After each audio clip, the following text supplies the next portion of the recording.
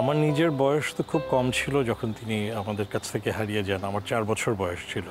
কাজে আমার নিজের স্মৃতিতে নেই। আমি আমার মার কাছে শুনেছি বা আমার বাবার কাছাকাছি যারা সবসময় থাকতেন, একটা ছিল যে লেখাপড়ার কাজ উনি সবসময় পছন্দ করতেন। যেখানেই যান কোনো বই থাকতো, লেখার কাজ করতেন। কিন্তু বিশেষ করে নাটক যখন লিখতেন, নাটক লিখলে সেটা সবাইকে পড়ে শোনাতে পছন্দ করতেন, বিশেষ করে ভাই বোনদের মধ্যে। সবাই মিলে তারা 14 ভাই বোন, তো অনেকেই একসাথে থাকতেন যখন তারা বেড়ে উঠছিলেন, কাছাকাছি থাকতেন। কাজেই তিনি বেশ জমজমাট আড্ডার মতো করে একেবারে বিভিন্ন জনের সংলাপ যেরকম হবে সেভাবেই তিনি নাটক পড়ে শোনাতেন এবং একটা আড্ডার মতো হতো। এর বাইরে পারিবারিক জায়গায় যেটা আমরা জানি যে আমরা 3 ভাই, আমি সবার ছোট। আমাদের 8 বছর করে পার্থক্য। যে আমার বড় ভাই আমার চেয়ে 16 বছরের বড়। 3 জনের বিভিন্ন তার জীবনের বিভিন্ন সময়ে তারা এসেছে।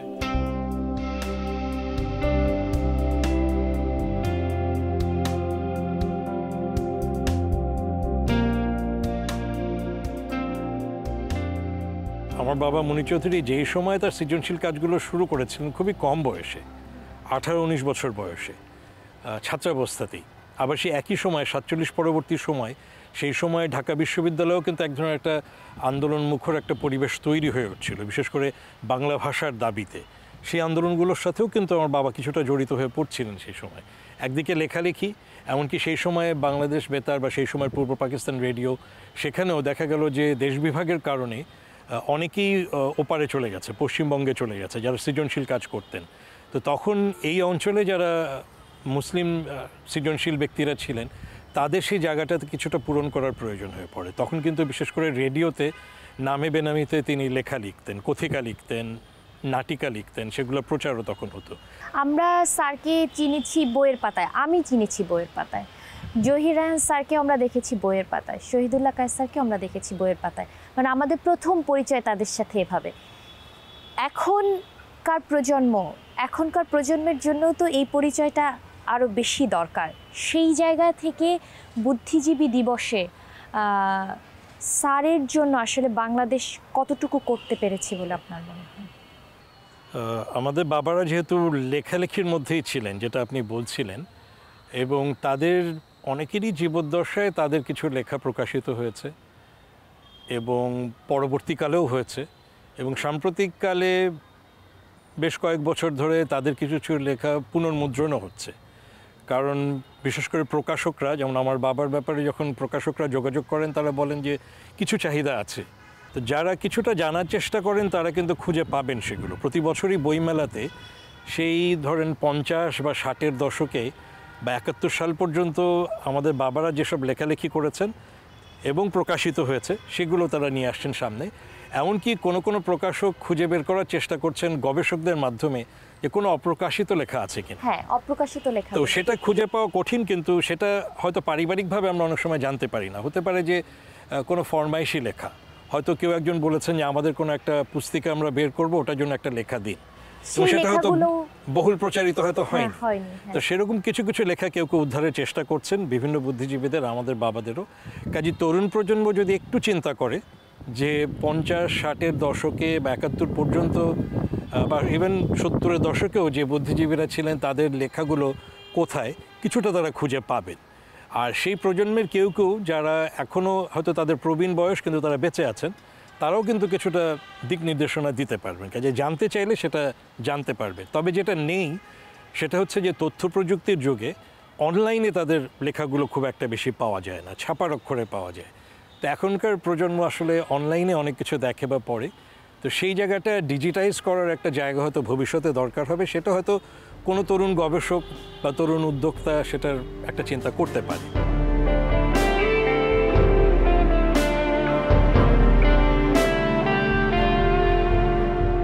প্রথমবার যখন আমার বাবাকে জেলে নিয়ে যাওয়া হয়, বিশেষ করে তিনি বাম রাজনীতির সাথে জড়িত বলে পাকিস্তানে তাকে জেলে রাখে 1949 সালে। তো সেই সময়টা হচ্ছে আমার মার সাথে তার তখন প্রেম, এবং পারিবারিকভাবে কিছুটা যোগাযোগ ছিল দুই পরিবারের মধ্যে। তো সেখান থেকে তাদের যখন প্রেম হয়, এবং বিশেষ করে আমার মাও কিন্তু আসলে বাংলা বিভাগের ছাত্রী ছিলেন। আমার বাবা প্রথমে তো ইংরেজি বিভাগে শিক্ষকতা করেছেন, পরবর্তীতে তিনি বাংলা সাহিত্যে ছিলেন। তো যাই হোক, সেই প্রেমের সময়টাতেই যখন তাকে হঠাৎ করে কারাগারে নিয়ে যাওয়া হয়, যে দুজনের মধ্যে তুমুল প্রেম এবং সেই সময় হঠাৎ করে একটা বিশাল বিচ্ছেদ। তো সেই বিচ্ছেদের সময়টাকে তারা কিভাবে ধারণ করবেন বা এই যন্ত্রণাটা তারা কিভাবে কাটিয়ে উঠবেন, এটাতে তারা চিন্তা করলেন যে তারা দুজন দুজনকে ডায়েরি লিখবেন। এটা অবশ্যই আমরা জানতাম না, অনেক পরে আমার মা বলেছে এবং পরে আমরা দেখেছি যে বাড়িতে দুজনের দুই ডায়েরি আছে। অর্থাৎ জেলখানায় বসে আমার বাবা লিখছেন, সেখানে তার অংশের তিনি নাম দিয়েছিলেন দিনপঞ্জি মনপঞ্জি। অর্থাৎ একটা ডায়েরি, তো দিনের কথাও আছে আবার মনের কথাও আছে। আর আমার মা তার অংশের নাম দিয়েছিলেন ডাকঘর, অনেকটা চিঠি লেখার মতো। আমার খুব আগ্রহ হচ্ছে যে দুই এক লাইন যদি আপনার মুখ থেকে শুনতাম। ঢাকা সেন্ট্রাল জেল, 1 জুন 1949 বুধবার। 9 মার্চ গ্রেপ্তার করেছে, সেই থেকেই এখানে।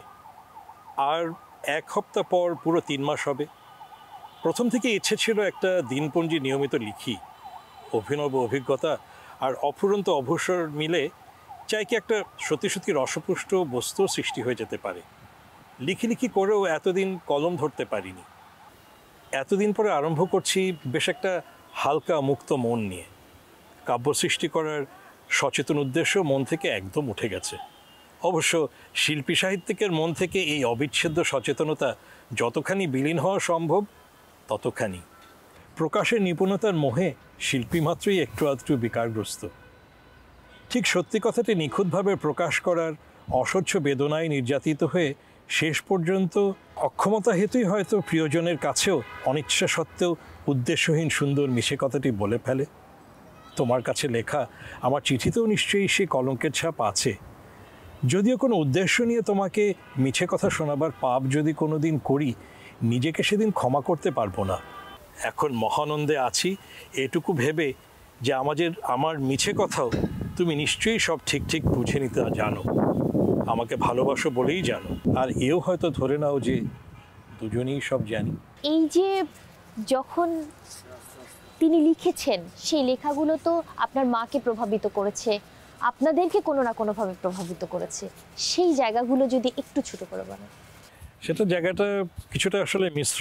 এরকম একটা যে আমার মার কাছে যেটা শুনতাম যে একটা মানুষের তো বিভিন্ন জগৎ থাকে, তো তার বহির জগৎটাতে হচ্ছে তার লেখালেখির জায়গাটা বেশি। আর যখন তিনি ঘরে বসে লিখতেন তখন কিন্তু মোটামুটি নীরবে নিভৃতে নিজেই লিখতেন। আর আমার মা মোটামুটি সাংসারিক যে কাজ বা আমাদেরকে দেখাশোনার কাজগুলো করতেন, কিছু সময় আমার বাবা আমাদের জন্য দিতেন। কাজেই সেখানে একটা কিছুটা বহির্জগৎ আর অন্তর্জগতের একটা আলাদা জগৎ ছিল, সেটা একটা। তারপরে যখন আমরা বড় হওয়া শুরু করেছি তখন কিছুটা তার লেখার সাথে পরিচিত হয়েছি। বিশেষ করে সম্ভবত 80-র দশকে বাংলা একাডেমি থেকে মণি চৌধুরীর রচনাবলী প্রকাশিত হয়। তো সেখানে মোটামুটি তার প্রকাশিত অপ্রকাশিত অনেক লেখাই সন্নিবেশিত হয়েছে, নাটক, প্রবন্ধ, গল্প, কথিকা, বিভিন্ন জিনিস। আমার বড় ভাই ভাষণ, ও একসময় নাটক নিয়ে পড়াশোনা করেছে। পরে পেশাজীবী হয়ে যাওয়ার পরে সে আসলে নাটকের মধ্যে থাকেনি, কিন্তু মঞ্চ নাটকের জন্য এখনও মাঝে মাঝে মঞ্চ পরিকল্পনা করে দেওয়া বা আলোক সম্পাতের একটা পরিকল্পনা করে দেয় সে তার সমসাময়িক যারা আছে তাদের জন্য। মেজো ভাই মিশুক, সে তো ফিল্ম মেকিংয়ের ক্ষেত্রে অনেক ধরনের সৃজনশীলভাবে নিজেকে ছড়িয়ে দিয়েছে, মেলে ধরেছিল। আর আমিও কিছুটা নাট্যকর্মের সাথে যুক্ত, মঞ্চ নাটকের সাথে অল্প স্বল্প লেখালেখি, কিন্তু আমার বাবার ধারে কাছেও পৌঁছানো সম্ভব না সেটুকু। আরেকটা যেটা করেছি যে আমার বাবার অনেক নাটকই আমি মঞ্চে নিয়ে আসার চেষ্টা করেছি।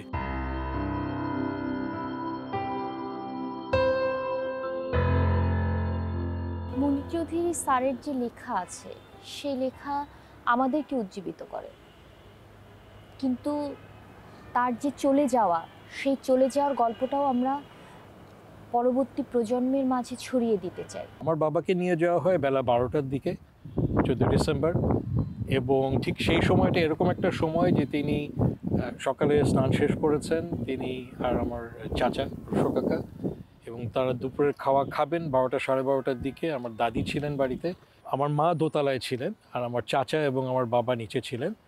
তো কোনো একটা সময়ে আমার মা দুপুরের খাবার খাবেন কিনা, আমার মা একটু শরীর খারাপ ছিল, তো উপরে যান আমার বাবা আমার মার সাথে কথা বলতে।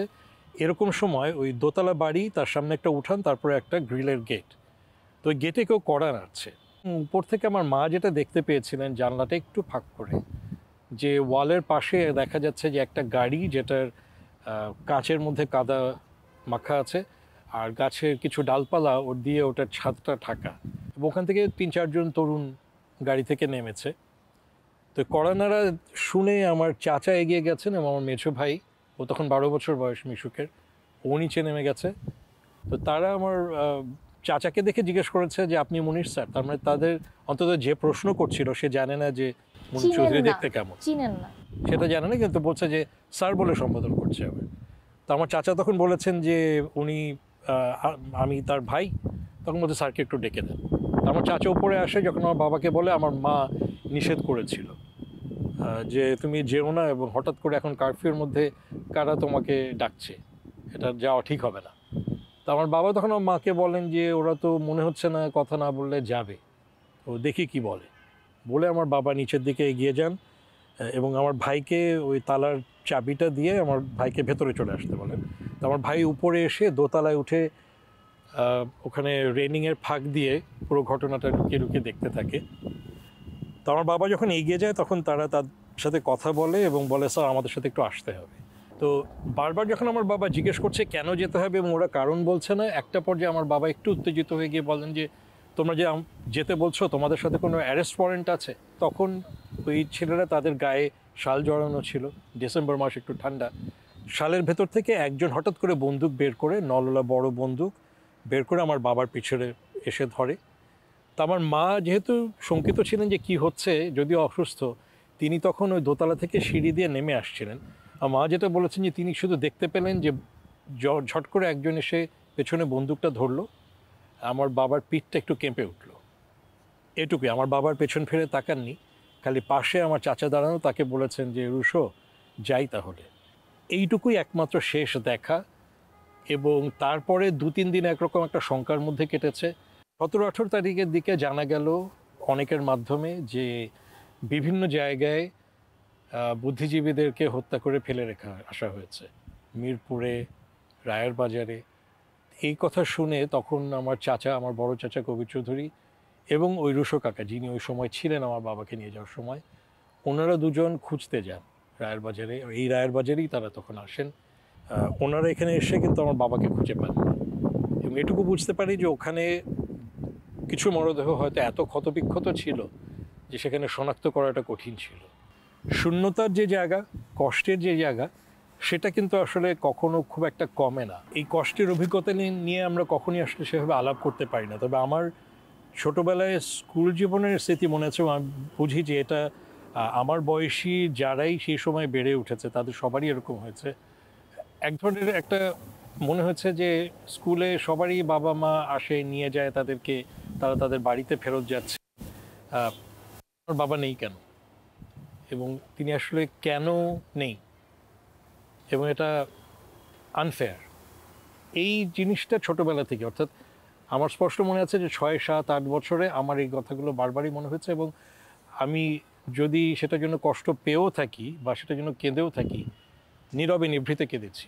এই বুদ্ধিজীবী দিবস প্রতি বছরই আসে, অনেক বছর হয়ে গেল 71-এর পরে। বাংলাদেশ, স্যাররা যে বাংলাদেশ দেখতে চেয়েছেন সেই বাংলাদেশ কতটুকু এগোলো? আমি বলবো যে আংশিক সেই জায়গায় যাচ্ছে বা গেছে, এবং সেটার একটা টানাপোড়েনের মধ্যে দিয়ে আমরা বিভিন্ন সময়ে যাই। সেটার বিভিন্ন কারণ আছে। তাও আমি আশাবাদী হতে চাই যে আমরা সেটার দিকে এগিয়ে যাচ্ছি।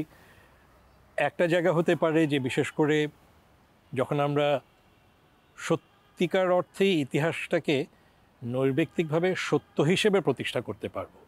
কারণ আমাদের ইতিহাস আসলে বিভিন্ন সময় রাজনীতিকীকরণ হয়েছে এবং তাতে করে খণ্ডিত ইতিহাসটা সবাই জেনেছে।